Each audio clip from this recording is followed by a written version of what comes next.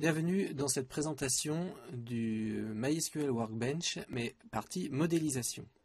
Donc quand vous ouvrez le MySQL Workbench, vous avez ce genre d'écran, et puis vous avez dans cette partie-là, en haut à gauche, la possibilité de vous connecter à un serveur MySQL en créant une connexion comme on avait déjà fait. Et puis, dans la partie inférieure gauche, vous avez la partie modélisation. Vous avez tous les modèles que vous avez déjà créés, qui sont disponibles. Donc un modèle, ça va être en fait un diagramme de classe, principalement un diagramme de classe UML, qui va en fait représenter la structure de votre base de données et que vous allez pouvoir transformer automatiquement avec le Workbench en un schéma relationnel dans MySQL. Alors, on peut d'abord ouvrir un premier modèle qui est le modèle que j'ai utilisé pour faire le cours, qui s'appelle transport aérien. En réalité, on n'a pas que les tables du transport aérien dans ce modèle, mais finalement toutes les tables et toutes les classes et toutes les associations que j'ai utilisées pour illustrer le cours. Donc on voit ici la base de données transport aérien, et puis on voit aussi tous les autres exemples que j'ai pu utiliser dans le cours. Donc ça se présente exactement de cette façon-là. Alors on a donc ici la possibilité de créer des classes. Les liens qui sont ici entre les classes sont les associations. On a les cardinalités à la manière du ML. Et puis on a la liste de tous les attributs avec leur type de données. Ce qu'on n'a pas en général dans le diagramme de classe UML. Et on a aussi les clés étrangères. Par exemple ici PLNum et AVNum sont deux clés étrangères tout simplement parce qu'on a les symboles losange rouge, enfin les symboles en rouge qui précèdent les noms des attributs. Donc ça indique des clés étrangères. Les clés étrangères, on ne les a pas aussi en UML. Donc principalement quand vous ouvrez en fait un modèle, la première fenêtre que vous avez est une fenêtre de ce type, où vous avez une vue générale de votre modèle. Ici avec toutes les tables, donc toutes les classes que vous avez, éventuellement des vues, des routines et autres éléments de MySQL que l'on n'a pas encore étudiés.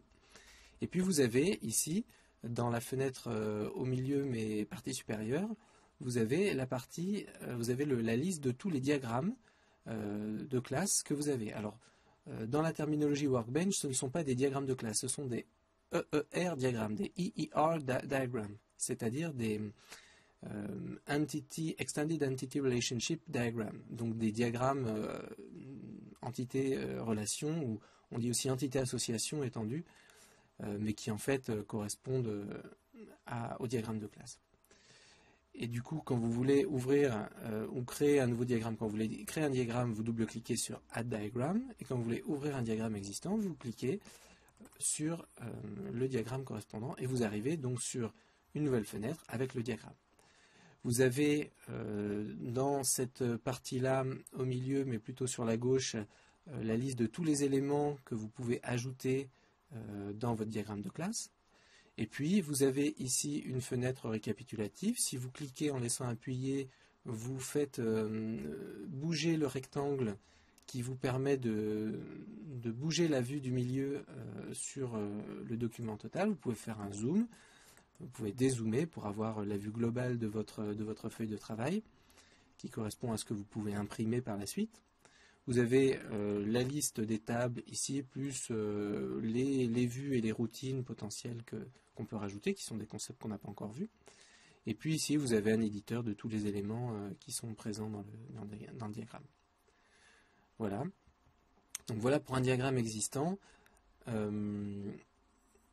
Si on veut maintenant créer un nouveau modèle, alors on ne va pas sauver celui-là, on appuie sur le petit plus, ici. Donc ça nous ouvre une première fenêtre, on double-clique sur Add Diagram, et on arrive sur une feuille vierge, bien évidemment, sur laquelle on va pouvoir créer notre diagramme de classe. Alors une petite information importante, c'est qu'il y a plusieurs manières de visualiser notamment les relations, les associations. Une association ici, c'est appelé une relationship.